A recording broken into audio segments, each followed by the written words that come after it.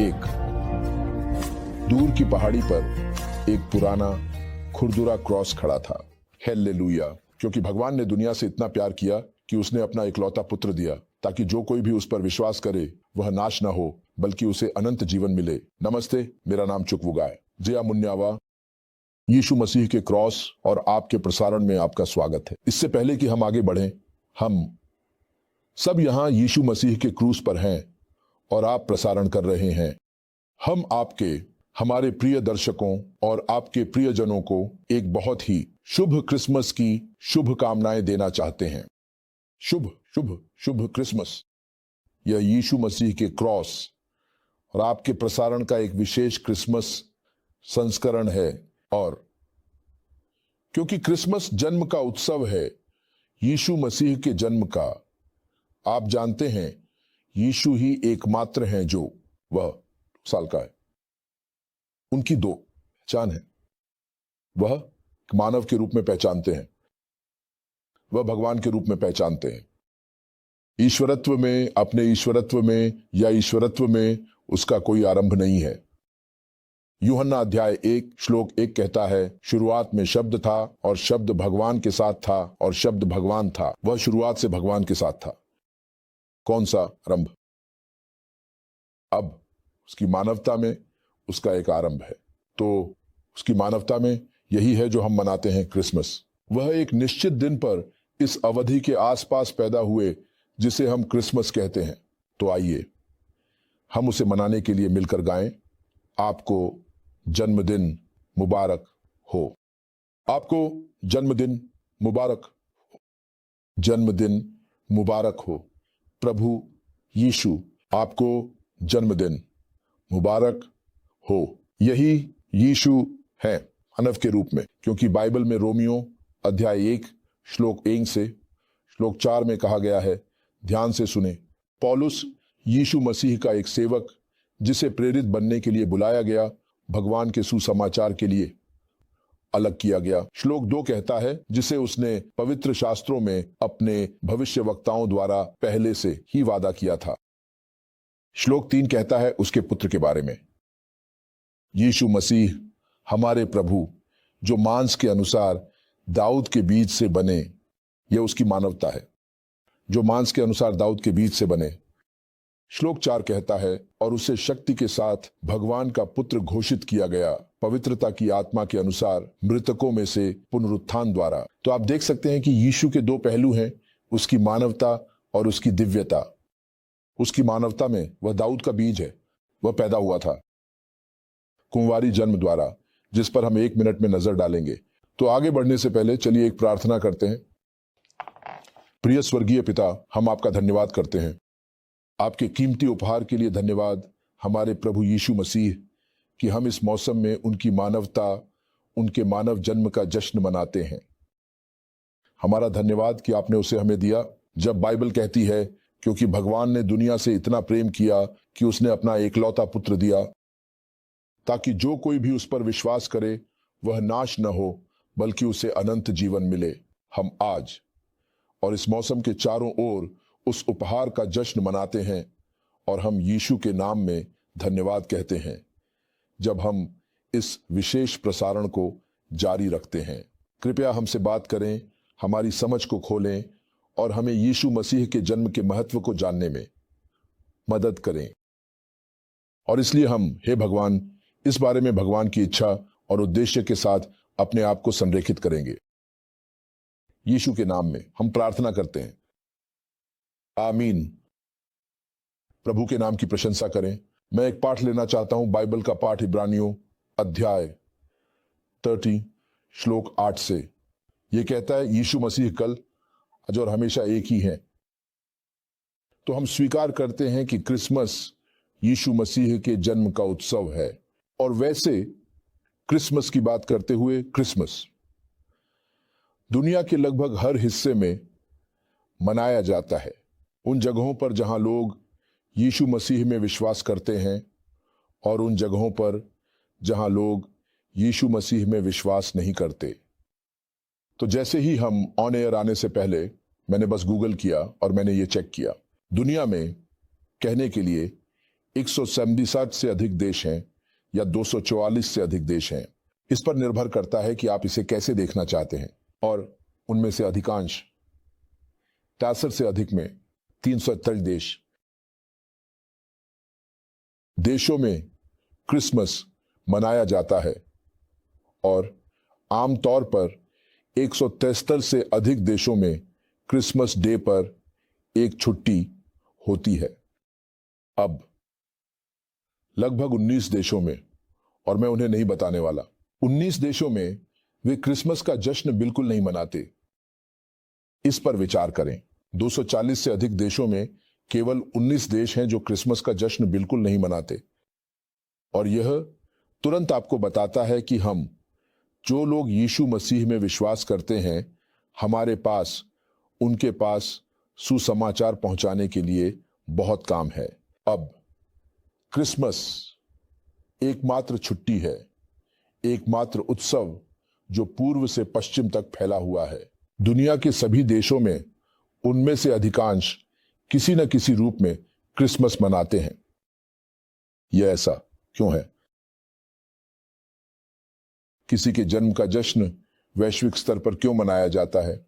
यह उस चीज का एक हिस्सा है जिसे हम आज देखना चाहते हैं। और मैं आपको आश्वस्त कर सकता हूं, हमें इसे खत्म करने का समय नहीं मिलने वाला है। लेकिन जो भी हम साझा करने में सक्षम हैं, यही हमारी सीमा है, क्योंकि हम क्रिसमस मना रहे हैं।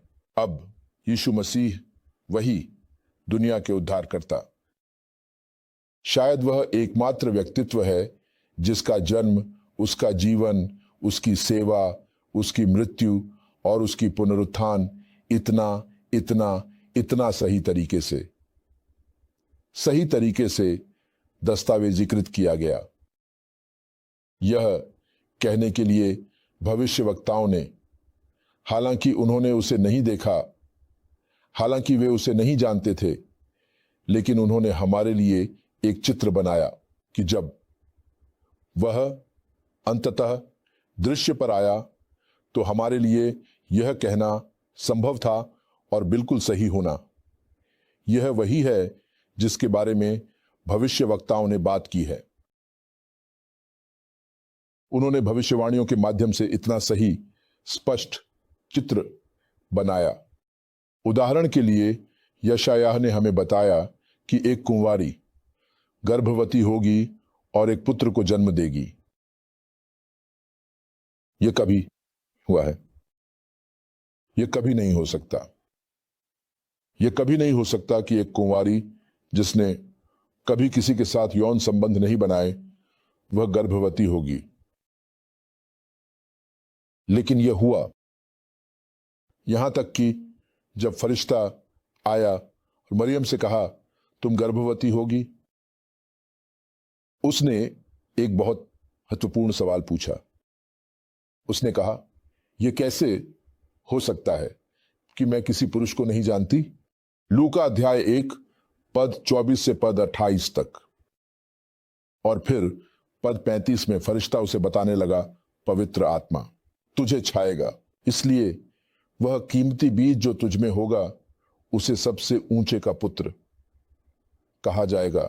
और उसने एक बहुत बहुत गहन बयान दिया, बहुत गहन, कि अगर हम इस बयान के बारे में सोचें तो यह हमारे दिलों में सभी संदेहों को दूर कर देगा। उसने लूका अध्याय 1 के पद 37 में कहा, क्योंकि भगवान के साथ कुछ भी असंभव नहीं है, कुछ भी असंभव नहीं होगा। तो जब आदमी सोच रहा है कैसे कैसे एक महिला कैसे गर्भवती हो सकती है और उसने कभी किसी पुरुष के साथ यौन संबंध नहीं बनाए, लूका अध्याय 1 पद 27 में कहा गया है, क्योंकि भगवान के साथ कुछ भी असंभव नहीं है। तो मैं यीशु मसीह के बारे में भविष्यवाणियों की बात कर रहा हूं कि एक कुंवारी गर्भवती होगी। और हमने देखा कि उसने कहा, क्योंकि हमारे लिए एक बच्चा जन्मा गया है, लेकिन हमारे लिए एक पुत्र दिया गया है। आप उसमें दो भाग देख सकते हैं। एक बच्चा जन्मा गया लेकिन एक पुत्र दिया गया। क्रिसमस के दिन एक बच्चा जन्मा गया लेकिन एक पुत्र दिया गया, क्योंकि भगवान ने दुनिया से इतना प्रेम किया कि उसने अपना इकलौता पुत्र दिया, ताकि जो कोई भी उस पर विश्वास करे वह नाश न हो, बल्कि उसे अनंत जीवन मिले। यह से हो सकता है। हमने कहा, जब हमने यीशु मसीह को देखा, यीशु मसीह भगवान है। हमने कहा यीशु मसीह भगवान है और यीशु मसीह भगवान है। तुम जानते हो, पीटर पौलुस तिमोथी के माध्यम से कहता है, 1 तीमुथियुस 3:16 में लिखा है, और बिना विवाद के भगवान की भक्ति का रहस्य महान है।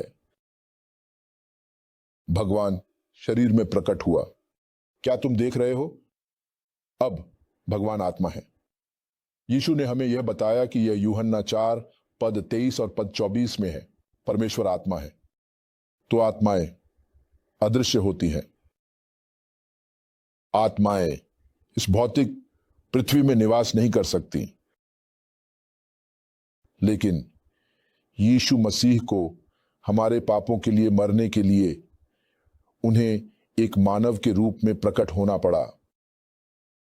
इसलिए यह पुष्टि करने के लिए कि यीशु परमेश्वर हैं, पौलुस ने 1 तीमुथी 3 में लिखा कि परमेश्वर की भक्ति का रहस्य महान है कि अदृश्य परमेश्वर दृश्य रूप में मांस और रक्त में प्रकट हुआ।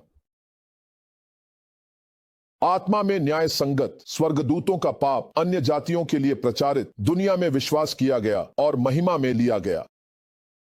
तो जब आप यह देख रहे हैं कि यीशु कौन है, अगर आप इब्रानियों के अध्याय 1 को देखें, इब्रानियों के अध्याय 1 में बाइबल कहती है कि पद 1 से पद 3 तक ईश्वर, जिसने विभिन्न समयों और विविध तरीकों से पहले के समय में पिताओं से नबियों के द्वारा बात की, इन अंतिम दिनों उसने हमें अपने पुत्र के द्वारा बात की है, जिसे उसने सभी चीजों का वारिस नियुक्त किया है, जिसके द्वारा उसने संसारों का निर्माण किया, जो उसकी महिमा की चमक है और उसकी व्यक्ति की स्पष्ट छवि है, और अपनी शक्ति के शब्द से सभी चीजों को बनाए रखता है। जब उसने अपने द्वारा हमारे पापों को शुद्ध किया, तब वह उच्च पर महिमा के दाहिने हाथ पर बैठ गया। यही यीशु है।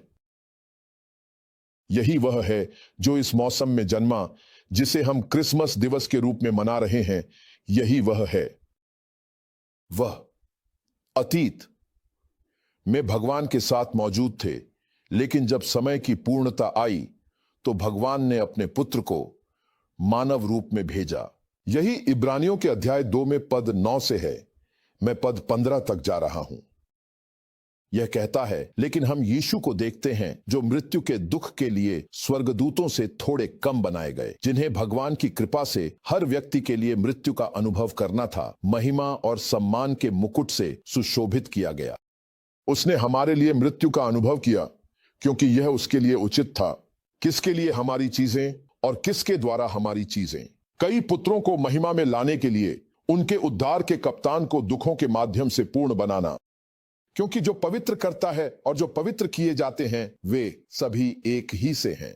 इसके लिए कारण उनको भाई कहने में कोई शर्म नहीं है, यह कहते हुए, मैं अपने भाइयों के बीच में चर्च में तेरा नाम घोषित करूंगा, क्या मैं तेरा गुणगान नहीं करूंगा? और फिर मैं उस पर अपना विश्वास रखूंगा। और फिर देखो, मैं उन बच्चों के साथ हूं जिन्हें भगवान ने मुझे दिया है। और पद 14 कहता है, क्योंकि जब बच्चे मांस और रक्त के भागीदार हैं, अर्थात आप और मैं मांस और रक्त हैं, उन्होंने उसी का हिस्सा लिया। वह वही बन गए जो हम हैं, ताकि मृत्यु के माध्यम से वह उसे नष्ट कर सके जिसके पास मृत्यु की शक्ति थी, अर्थात शैतान। यीशु को मृत्यु के माध्यम से शैतान की शक्ति को नष्ट करना था और उन्हें मुक्त किया, जो मृत्यु के भय के कारण अपने जीवन के सभी समय बंधन में थे। उन्होंने हमें उस हाथ से मुक्त किया जो हमारे लिए बहुत मजबूत है। तो यीशु कौन है? यीशु सर्वशक्तिमान भगवान है। वह वही है जो शुरुआत से ही भगवान के साथ था। शुरुआत में शब्द था। वह वही है जो शुरुआत से ही भगवान के साथ था। यह उसके द्वारा है कि भगवान ने सभी चीजें बनाई, और यह उसके द्वारा है कि भगवान ने सभी चीजों का विरोध किया। उन्होंने कहा कि उन्होंने अपनी शक्ति के शब्द के द्वारा सभी चीजों का विरोध किया। वह है जिसने हमसे प्रेम किया और इस दुनिया में एक इंसान के रूप में आया, हमारे पाप की सजा भुगतने और हमारी मृत्यु को सहने के लिए, क्रूस पर जाने के लिए। वह है प्रकट वाक्य अध्याय 1 पद 5 के अनुसार वह है जिसने हमसे प्रेम किया और हमें अपने खून से हमारे पापों से धो दिया और हमें पिता के लिए याजक और राजा बना दिया। वह वही है जिसे हम आज मनाने जा रहे हैं। कुलुस्सियों के अध्याय 1 में यह पुष्टि करते हुए कि हिब्रियों में, जो हमने अभी हिब्रियों में देखा, कुलुस्सियों के अध्याय 1 में यह कहा गया है कि पद 12 से पिता का धन्यवाद करते हुए, जिसने हमें संतों की विरासत में भागीदार बनने के लिए मिलाया, जिसने हमें अंधकार की शक्ति से मुक्त किया और हमें अपने प्रिय पुत्र के राज्य में स्थानांतरित किया। अब मैं इस पुत्र के बारे में बात कर रहा हूं। वह कहता है किसमें? उसके पुत्र में हमें उसके खून के द्वारा छुटकारा मिला है, यहां तक कि पापों की क्षमा भी। अदृश्य भगवान की छवि कौन है? पुत्र अदृश्य भगवान की छवि है, हर प्राणी का पहले जन्मा, क्योंकि उसके द्वारा, उसके पुत्र के द्वारा सभी चीजें बनाई गईं जो स्वर्ग में हैं और जो पृथ्वी पर हैं, दृश्य और अदृश्य, चाहे वे सिंहासन हो या प्रभुत्व या प्रधानताएं या शक्तियां, सभी चीजें उसके द्वारा और उसके लिए बनाई गईं। पद 17 कहता है और वह सभी चीजों से पहले है और उसके द्वारा सभी चीजें बनी हुई हैं। अब वह कहता है और वह शरीर अर्थात चर्च का सिर है, जो शुरुआत है, मृतकों में से पहले जन्मा है, ताकि सभी चीजों में उसे प्रमुखता मिले। पद 19 अब कहता है क्योंकि पिता को यह पसंद आया कि उसमें सभी पूर्णता निवास करे। सभी पूर्णता मसीह में निवास करती है। अब मसीह के बारे में बात करते हुए अध्याय 2 पद 3 कहता है उसमें सभी ज्ञान और बुद्धि के खजाने छिपे हुए हैं।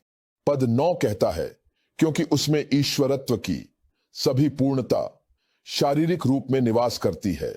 तो अगर आप भगवान को देखना चाहते हैं, यीशु मसीह को देखें। इसलिए यीशु ने फिलिप को यूहन्ना अध्याय 14 पद 9 में कहा, वह कहता है क्या मैं तुम लोगों के साथ इतना समय बिताने के बाद भी, फिलिप, तुम मुझे नहीं पहचान पाए? जिसने मुझे देखा उसने पिता को देखा है।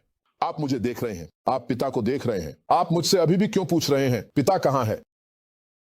यह कहता है उसमें ईश्वरत्व की सारी पूर्णता शारीरिक रूप में निवास करती है, और जिन्होंने उसे प्रभु और उद्धारकर्ता के रूप में स्वीकार किया है, वह हमसे कहता है, पद 10, आप उसमें पूर्ण हैं, जो सभी प्रधानताओं का सिर है और शक्ति। तो अब मुझे फिर से पीछे लौटने दें। यह वह व्यक्तित्व है जिसे हम मना रहे हैं। यह वह व्यक्ति है जो इस मौसम में जन्मा, जिसे हम अब क्रिसमस कहते हैं। उसके जन्म की भविष्यवाणियों के बारे में बात करते हुए पहले दिन से उत्पत्ति में जब भगवान ने सृष्टि की शुरुआत की, मेरा मतलब है भगवान ने मनुष्य को बनाया। उसने आदम से बात की। उसने कहा बाग में पेड़ों के फल में से तुम खा सकते हो, लेकिन बाग के बीच में स्थित पेड़ के फल में से तुम नहीं खा सकते, क्योंकि जिस दिन तुम खाओगे तुम निश्चित रूप से मर जाओगे। यह एक भविष्यवाणी जैसा बयान है, लेकिन यह मृत्यु का प्रचार कर रहा है।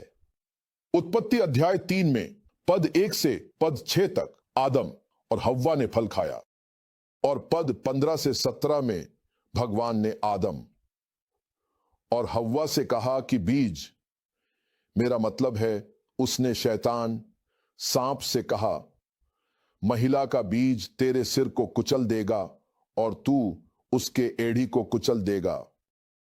मैं तुम्हारे बीच दुश्मनी डालूंगा और मैं इसे देखता हूं, और तुम्हारे और महिला के बीच, और तुम्हारे बीज और उसके बीच के बीच, और महिला का बीज तेरे सिर को कुचल देगा और तू उसकी एड़ी को कुचल देगा। यह अब भविष्यवाणी है। उस पहले दिन से यह भविष्यवाणी, महिला का बीज, अब पूरी बाइबल का सार थी। जब तक यीशु का जन्म हुआ और वह क्रॉस पर गए और शैतान के सिर को कुचल दिया। हम क्रिसमस क्यों मनाते हैं? सरल, क्रिसमस शुरुआत है मनुष्य के उद्धार की, मानवता के उद्धार की पूर्ति, क्योंकि हमें हमारे पापों से बचाने के लिए मत्ती अध्याय 1 पद 21 में जब उसने यीशु के बारे में बात की तो कहा, तुम्हारे पास एक बेटा होगा, तुम उसका नाम यीशु रखोगे, क्योंकि वह अपने लोगों को उनके पापों से बचाएगा। वह बचाएगा, उसका नाम उद्धार करता है, क्योंकि वह पाप से बचाएगा।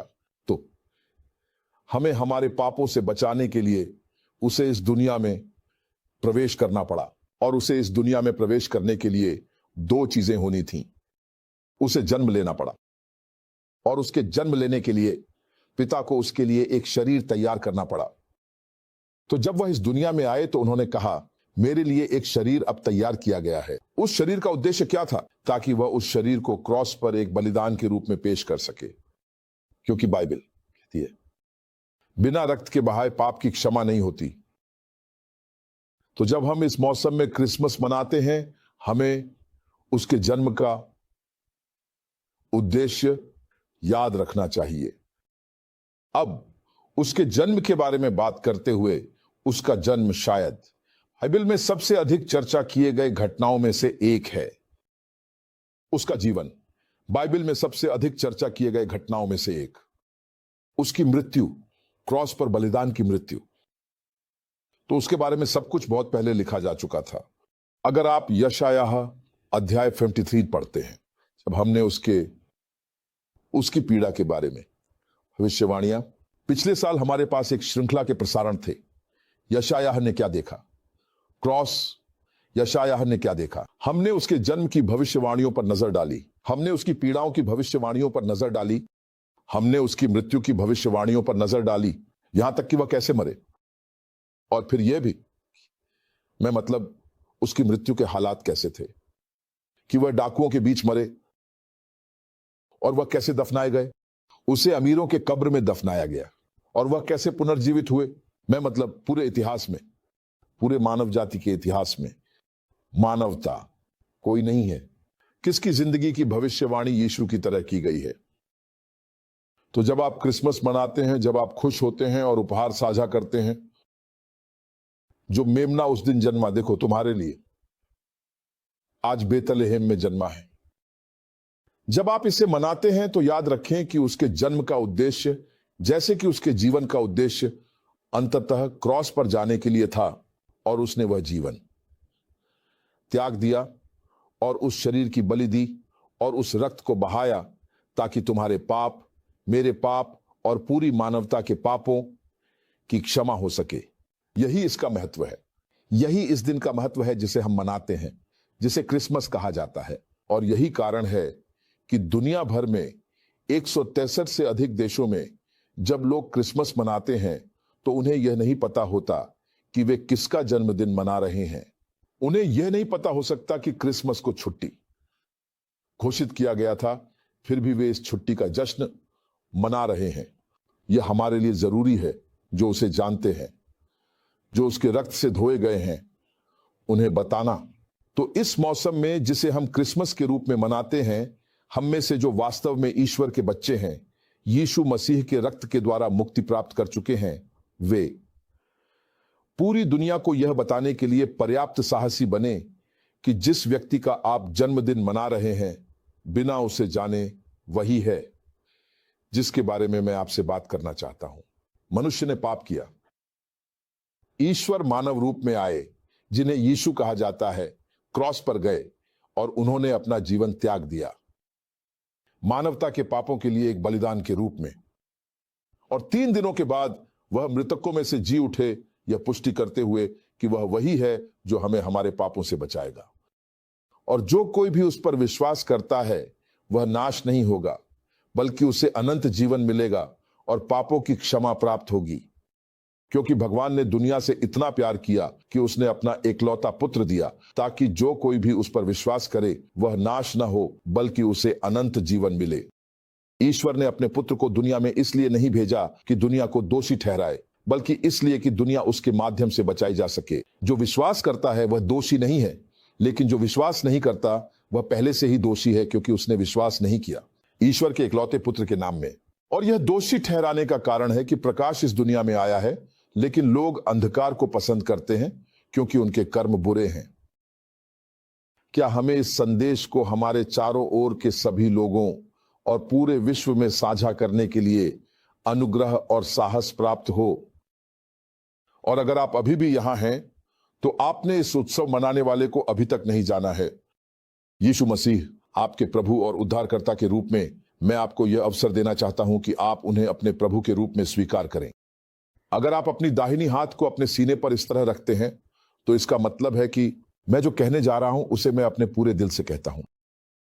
और मेरे बाद ये कहें, प्रिय स्वर्गीय पिता, मैं जानता हूं कि मैं एक पापी हूं और मैं अपने पाप से खुद को नहीं बचा सकता, लेकिन क्योंकि तुम मुझसे प्यार करते हो, आपने यीशु मसीह अपने पुत्र को दुनिया में भेजा। इस मौसम को हम क्रिसमस कहते हैं। उन्होंने मेरे पापों के लिए क्रूस पर मृत्यु को प्राप्त किया और 3 दिनों के बाद आपने उसे मृतकों में से जी उठाया।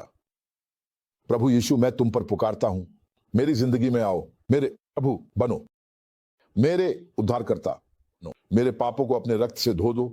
आज मुझे भगवान का बच्चा बना, क्योंकि इस समय मैं अपने पूरे दिल से प्रभु यीशु पर विश्वास करता हूं और मैं अपने मुंह से स्वीकार करता हूं कि भगवान ने उसे मृतकों में से जी उठाया। मैं फिर से जन्मा हूं। धन्यवाद यीशु मुझे बचाने के लिए। यीशु के नाम में आमीन। बधाई हो। अगर आपने वह सरल प्रार्थना की जितनी सरल लगती है, आप भगवान के बच्चे नहीं हैं, लेकिन यहां पर मत रुकिए। अपने नजदीकी किसी भी बाइबल मानने वाले चर्च में जाएं। इस प्रसारण में हम यीशु और उन्होंने क्रूस पर क्या किया उसका प्रचार करेंगे। हम चर्च का प्रचार नहीं करते, लेकिन हम भगवान के उद्धारित मसीही चर्च से संबंधित हैं और यह दुनिया के 190 से अधिक देशों में है। अपने नजदीक व्यक्ति से मिले, उन्हें कहें कि आपने एक पापी की प्रार्थना की है, आप जल में डुबकी देकर बपतिस्मा लेना चाहते हैं और फिर वापस आकर इस धर्म युद्ध में हमारे साथ शामिल हों। धर्म युद्ध क्या है? धर्म युद्ध किस बारे में है? धर्म युद्ध का उद्देश्य पूरे विश्व को बनाना है। यीशु मसीह के बारे में जाने और उन्होंने क्रूस पर क्या किया, और हम चाहते हैं कि यह ज्ञान इस पूरी पृथ्वी को उस तरह भर दे जैसे पानी समुद्र को ढकता है। इसमें आपकी भूमिका क्या है? जब भी आपको इस प्रसारण के बारे में जानकारी मिले, इसे अपने सभी दोस्तों, परिवार, शुभचिंतकों और अपने सोशल मीडिया संपर्कों के साथ साझा करें और फिर उन्हें इस प्रसारण में शामिल होने के लिए भी आमंत्रित करें और आप प्रसारण में शामिल हों। कुछ ही समय में हम पूरे विश्व को यीशु के बारे में बताएंगे और जो उन्होंने क्रूस पर किया। और अगर अगले बुधवार तक वह वापस नहीं आए, अगले सप्ताहांत, अगले शनिवार को वह वापस नहीं आए, हम यहां फिर से यीशु मसीह के एक और आध्यात्मिक रूप से प्रकाशमान क्रूस के साथ वापस आएंगे। और तब तक आप प्रसारण करते रहें। हम आपसे प्यार करते हैं, यीशु आपसे प्यार करते हैं। भगवान आपको सदैव आशीर्वाद मिले। अलविदा। एक दूर पहाड़ी पर वहां एक पुरानी खुरदुरी चीज खड़ी थी।